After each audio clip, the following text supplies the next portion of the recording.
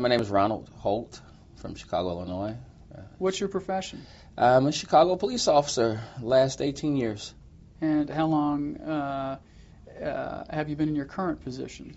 Current position, I'm still at the patrol division level, but I'm working out of the CAPS project office of the superintendent's office. What's the CAPS project? The CAPS project is called the Chicago Alternative Policing Strategy office. It's called CAPS, and a lot of law enforcement agencies across the country have that community community policing unit within their agency. And just like in Chicago, it's successful in that it bridges partnerships and it unifies the community and builds bridges of trust with the community and the police department so that we can be more effective with one another when dealing with crime and service-related issues in the neighborhoods. Now, Officer Holt, you have had a variety of jobs in the Chicago PD. Yes. Patrol. Tell us some of the other positions you've had. What types of jobs have you had? Well, there have been more lateral moves. I've started out as a traffic officer. Sure. Came on the job 24 April 91, went straight to traffic for a few months, then went to the district work. Anybody in Chicago knows what going to a district is. It's 25 districts in the city of Chicago Police Department. So for about a couple of years there, I was just working in uniform as a police officer. I felt I could lend myself a bit more in service if I worked in a civilian type of dress, getting close up to crime, gang activity, and illegal drug activity. So I went and I applied for the tactical unit of the 5th District in the Chicago Police Department, got accepted, flourished there. I was successful in getting a lot of drugs and guns off of the street, dealing with the gangs and the gang-related shootings. And several years after that, maybe about 4 years ago, maybe around 2004, I had a chance, my partner and I had a chance to go to the gang intel unit, which is a high-performance, quote-unquote, elite unit of police officers who didn't mind doing the long work hours and investigating long-term gang-related shootings and homicides. That's what we did. I said, I'll try that because it would enhance my knowledge and my career within the police department. And that's where I wound up, and we unearthed a lot of offenders, a lot of murderous offenders inside of Chicago, suburban areas of Chicago. We would track down a lot of homicide offenders and drug dealers who were really ruining a lot of the communities and neighborhoods and making them unsafe in Chicago. Now, in addition to your career in law enforcement, you had a son. Yes, had. And his nickname was Busy. Yeah, his mother gave him that name because as a baby, Blair would always go into the cabinets and pull out the pots and pans and have long spoons and hit them on the pots and pans and make the noise. And if you sit him down, he would crawl away, go into his toy box, pull out the toys, go into the closet, pull out the toys out of the closet.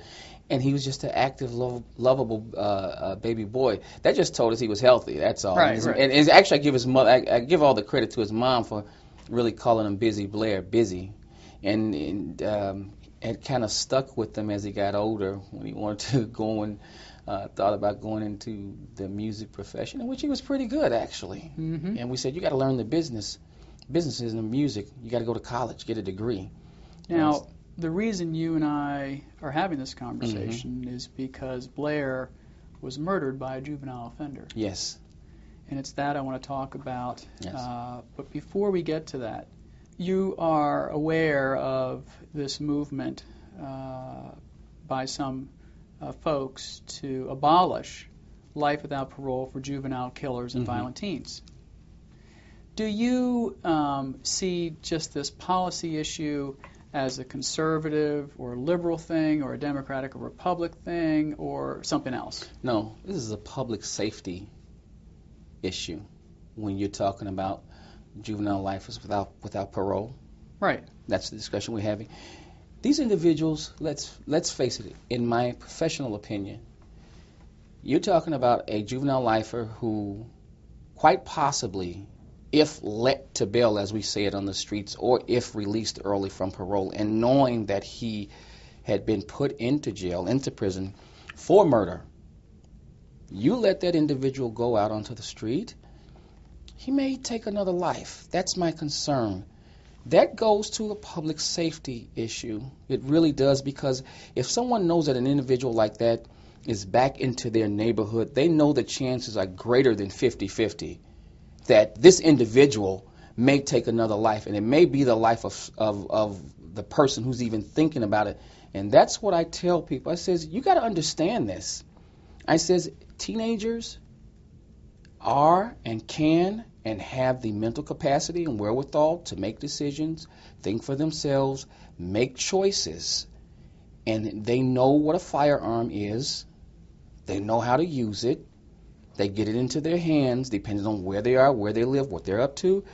Who knows what they know what they're going to do with it. So it's a public safety issue to me, as well as a public health issue as well. But it's more or less a safety issue, because people should have the right to stand on the street, sit on their porch, ride a bus, go to church, go to work, whatever it is that they do, with the clear conscience that they're safe. They'll go to and from. Well, you mentioned murderers. Yes. And I think most normal people would say, well, yeah, murderers, okay. But what about violent rapists? People kidnapping and torturing people, people who burn people and get convicted lawfully of serious crimes where if they were an adult, of course they'd get life without parole or the death penalty. Same thing. Same difference. A felonious crime is a felonious crime. It takes away from the community. It still is a public safety issue. You talk about rape.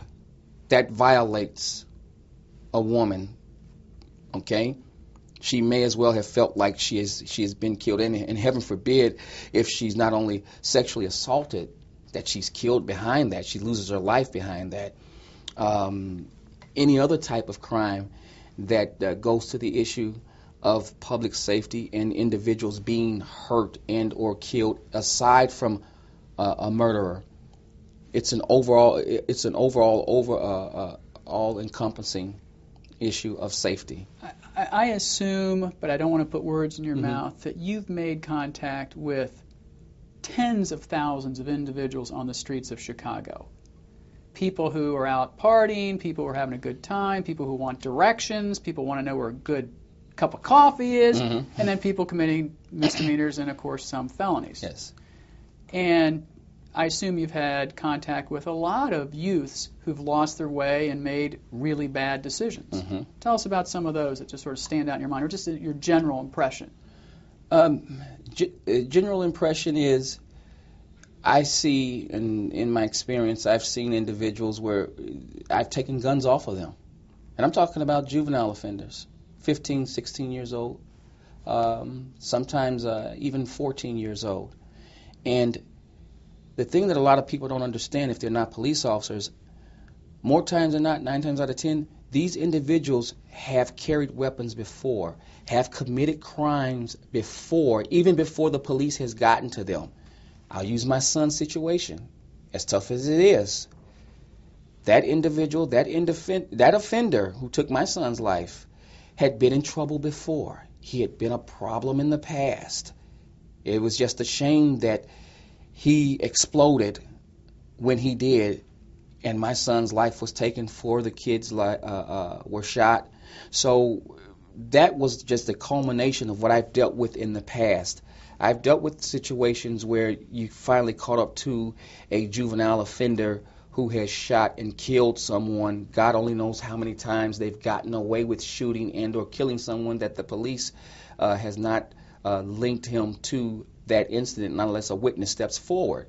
So that was a common but serious cycle within policing on the street and bringing an offender to justice. So again, I have to think that this is something that we have to really look at the individual, and knowing that the type of crime that he has committed, and then asking yourself, you have the wherewithal and you have the intent to do what you do and carry out your crime. So you get caught and convicted, just like the kid in my case, in my son's case, he got 100 years. That's an effective life sentence as far as I'm concerned. Now, you use the word kid. That's sort of the kind of terminology that the other side uses. They want everyone to think they're children or kids.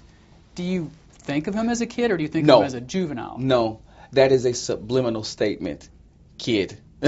It's a subliminal statement it's a blanket statement. It's a general term.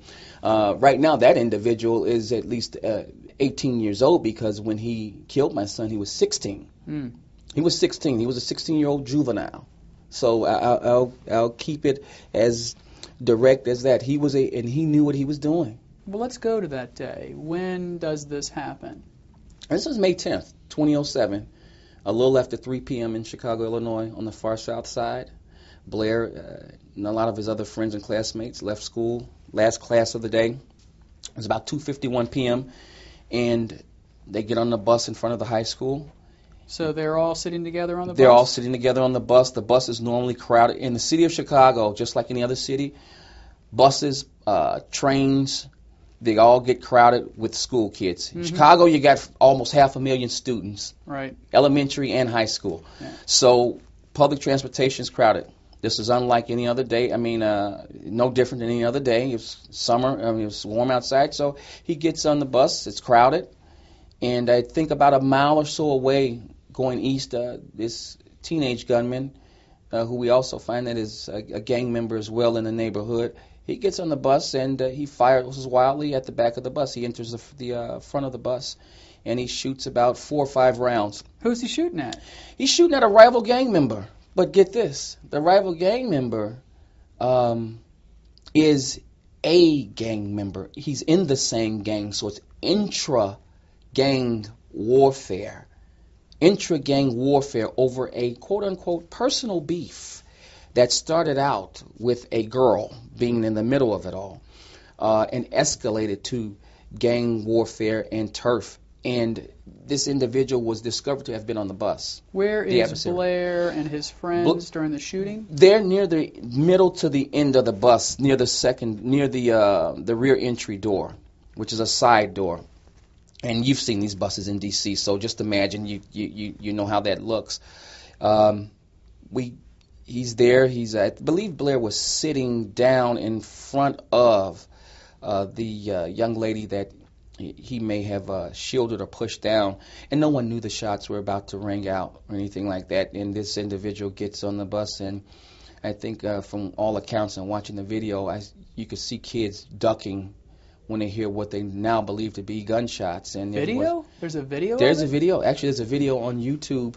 See, and just to rewind it a little bit, this happened on a major street in Chicago, a major crossway street, one known as Halsted, going east, north and south, and another street, 103rd Street, going east and west. Happens at 103rd Street.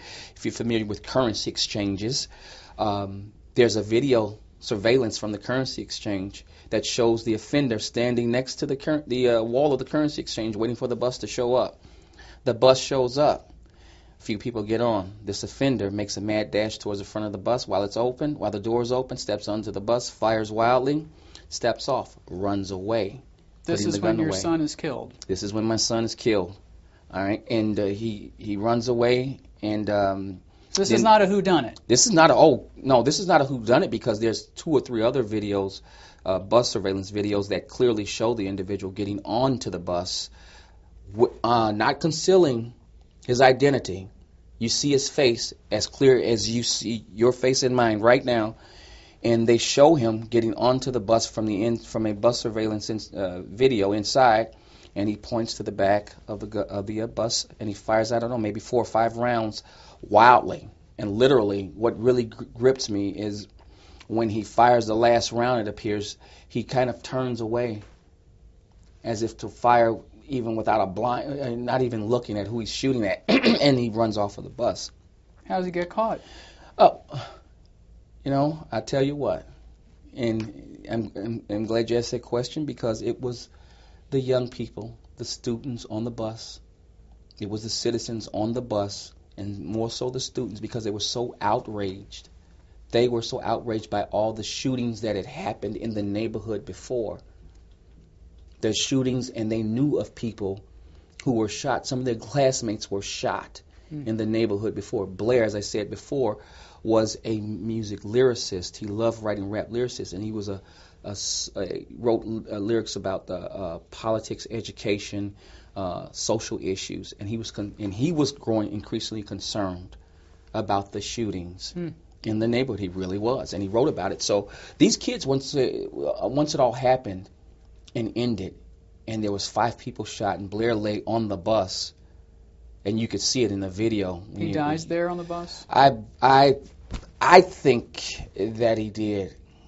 After watching it and seeing it, I think that he may have slipped away because he didn't move from what we saw, and we had to see that as evidence in court. We chose to watch it. We were compelled to watch it. Blair's mom wanted to watch it, so I sat with her in court, and the courtroom was filled. But getting back to that incident, it was the students on the bus who were upset about all the shootings, and the first police officers they saw, they started giving up names, what area this guy may have lived in, telling what gang he was in. They also knew him from being a former high school student who had been expelled and kicked out of the high school. He had gotten arrested on May 8th.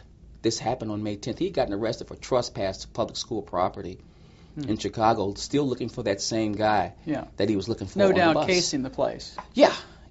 Even the guy who supplied the gun to him, was shooting the night before at a gas station a mile and a half, shooting at rival gang members a mile and a half at a gas station over a beef. And from what I was told, he used the same .40 caliber weapon that that was used to kill my son. How many people did he kill or injure? In that incident? Yes. Blair lost his life protecting another classmate, but it was a total of 5 people shot in that horrific tragedy. And this incident actually became famous in Chicago, and indeed, candidate for president, Senator Barack Obama, has an involvement in this. Yes, he does. How so? On the day, Blair was killed on May 10th. On the day of Blair's visitation, which was May 17th, to be exact, that would have been a Thursday, I believe. I got a phone call on my cell phone. It was very early in the morning. I'll never forget it. And I remember looking at the name. I think it was private or unknown, but I was going through my phone messages because a lot of people were calling, expressing their condolences. So I get to one message, and I hear what sounds like then candidate Obama's voice. And just to paraphrase now, he said something to the effect that he expressed his condolences at the loss of Blair. I was told that he was a fine young man, a good student, upstanding citizen, and had a bright future. And we are, on behalf of my family, we are sorry that this has happened, that you've lost your son, and I hope that someday that we can do something about reducing or ending this gun violence on our city streets. And I thought that was, it was very to the point, and it really touched me. Actually, I cried that morning, among all other reasons to cry for and losing my son. But I thought that was very good of him. And even in a lot of his stump speeches, then candidate Obama mentioned Blair's name and the situation of him losing his life and how heroic he was in that. When it came to whenever someone questioned him about the gun violence issue, not just in Chicago but across America, I kept those newspaper clippings. I'm sure. Oh, I have them. The only thing I couldn't keep was the recording because I had gotten so many phone calls that were saved. They were being cycled out. Yep. And I was so upset that I didn't keep that one. And I want people, I said, I hope people don't think that I'm embellishing the story. The next president's phone message. And he did it he called Annette's phone too.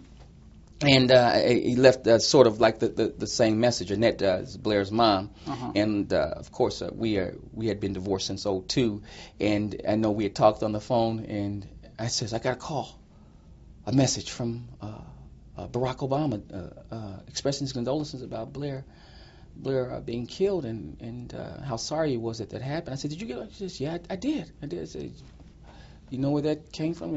I don't know. I said, and this is one of the many reasons you support him. This is one of the many reasons I support him. I mean, this is father to father, man to man. Exactly. The hallmark of somebody who actually cares. Yes, someone who actually cares, and someone who is of political prominence, if you will, in that it would be my hope and my dream and my prayers that one day that he would have time to come home to Chicago, him being a Chicagoan, or me and Annette at least having an audience with him or word with him or time with him at the White House to discuss this issue of gun violence on our streets and what we can do to keep dangerous weapons out of the hands of dangerous people on our city streets, in our urban areas, schools of America, everywhere. Now, there has been a concerted effort, Officer Holt, in your state, the state of Illinois, to roll back or get rid of long sentences for juvenile killer and violent offenders, to get rid of life without parole for a small number of appropriate candidates. Think that's a good idea or a bad idea? No. If a juvenile offender is a murderous offender, a violent offender. So a rapist, something else a that rapist, we talk about. Yes, what we had discussed earlier.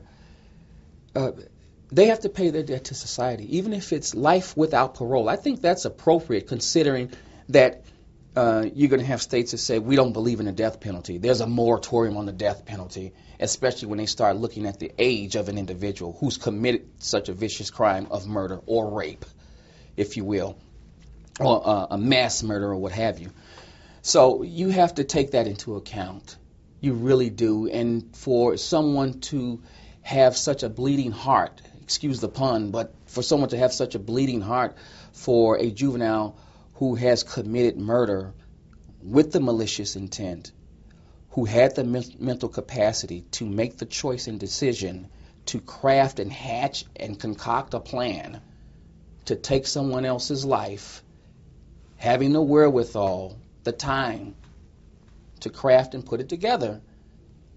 You can't tell me that this 16-year-old, when caught, charged, and convicted, and a judge hands down a 100-year sentence, as he did in the offender of my son's case, that you can't say that, that's appropriate. Be glad that you're not getting the death penalty. Do you have any other sons? Blair was my only child and only son. He was my only child and only son. That's, I guess, kind of hurts a lot too, because you just don't, you go through life sometimes and you don't think that your child will meet such an end. Annette and I didn't think that would ever happen. Me being a police officer, I've read the reports every day. I'm read out 24-hour major incident logs every day about teenagers being involved in shootings and losing their lives. But of course, being the type of parent, civilized human being that I am, I said, and being a police officer, I said, oh, my kid is safe. My son is safe. He's all right. And I would see him when I would get home. Most nights, I would look at him as the television was kind of still on, and I would go and I would kind of run my hand through his curly hair. And now, after if it's been a rough day or something, I'll rub his hair and say, oh, okay. My son's okay. My child's okay. And most parents do. You don't even have to be a police officer to feel that way. If you got children, period, and you've seen reports on television, you've seen reports on television about kids being shot or youth being shot, juveniles, violent juvenile offenders killing other juveniles, and you get home and you thank your lucky stars, you thank God you know, my You hug your child kids is a little okay. extra Yeah, long. you tell them you love them. Yep. You spend a lot more time with them, and I think that's one thing that really hurts me and Blair's mom. That What effect to the men and women in blue, people who are out protecting us every day on these streets, your fellow brothers and sisters in arms, cops, police officers, what effect will it have on them if the state legislature in your state, or, for example, the Supreme Court all of a sudden says, no life without parole for juvenile murderers and killers? What effect is that going to have on the police out there? I would say that it would have a adverse effect. I'd say that would reduce morale, because police officers, especially in Chicago, they do a heck of a job dealing with juvenile offenders, violent offenders as well. And the job is hard enough when you just put the uniform on. I don't care if you're in small town USA to a city like Chicago or D.C., that it's stressful enough and people look at you as protecting and serving. So I think that they would be appalled and overwhelmed that a juvenile offender who's committed murder or rape, any violent juvenile offender, and they look to get out of jail in a little bit of time only to come out and commit a murder again, commit a crime, the same crime, if not ramp up or ratchet up to committing even more vicious crimes on the street, which unfortunately normally happens, and it's scary. And any police officer will tell you, violent offenders, if they're juveniles, and it can be proven that they've committed this crime, and we know that they would probably commit that same crime, if not more, and cost other lives to be taken, then there should be life without parole. There should be life without parole. I think that's a monolithic way of thinking, but I think that would be the general consensus. Anything else you'd like to say, Officer Holt? Well, we just have to continue to work hard in reducing the flow of handguns onto our streets and getting them out of the hands of violent individuals, violent juveniles who think that it's okay to commit such crimes as murders and sexual assaults and harming people who are defenseless. President Obama has the opportunity in these cases that are about to go before the Supreme Court to direct the Department of Justice to file a brief before the court defending the federal law on the books authorizing life without parole for juvenile killers and violent teens. Do you hope he directs his Department of Justice to do just that? Yeah, because he will send a message. And we're talking about life without parole, meaning that such an offender sits in jail for life.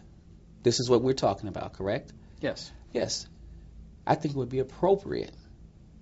And I think it will send a message, it will set the tone in America that you just cannot wantonly, brazenly, with impunity, think that you can go and continue to take lives and then not have to deal with the serious consequences. That has to be made clear, because there are states' rights, but sometimes you have juveniles who don't look at those laws as serious, and they laugh at it. They say, "Oh, I'm just a juvenile. I can do 4 or 5 years. Yeah, I'm only 16 and I do 4 or 5 years for killing someone, and I'll be 20, 25 when I get out, and I'll do it again." My brother, who's a police sergeant, 25 years, 3 lovely daughters back in Chicago, Illinois, wonderful family. We talk about that same thing. We just had that discussion last night on my way in here. We talked for an hour about how these juveniles can craft, concoct, and plan and hatch a violent plan to take a life, rob, steal, and kill, and how they will skirt issue of having to deal with the consequences, because they don't fear the consequences, because they feel like if they get caught with a gun after killing someone, and you have bleeding hearts who says, oh, he's just a juvenile, he doesn't understand. Oh, he understands. He understands. The whole thing is we have to make him understand that if you get caught and convicted, you should be going to jail for 100 years. That's a life sentence. That's very effective. So, getting back to the issue of President Obama supporting such a defending the federal law. Yeah, defending the federal law. President Obama defending the federal law, I think, is appropriate. And again, he can set the tone. He really can. He is the President of the United States. It could have been a president before him. It could be a president after him. He's the leader of the United States with a lot of help. A lot of people have voted this young president into office, this young man into office as president. And he's your age. Yeah, well, he just celebrated a birthday. I'm only a few years older than him. Mm-hmm. Both born in 1961. Mm-hmm. So, both Chicagoans. But I hope that he does support that issue. Thank you very much. Thank you.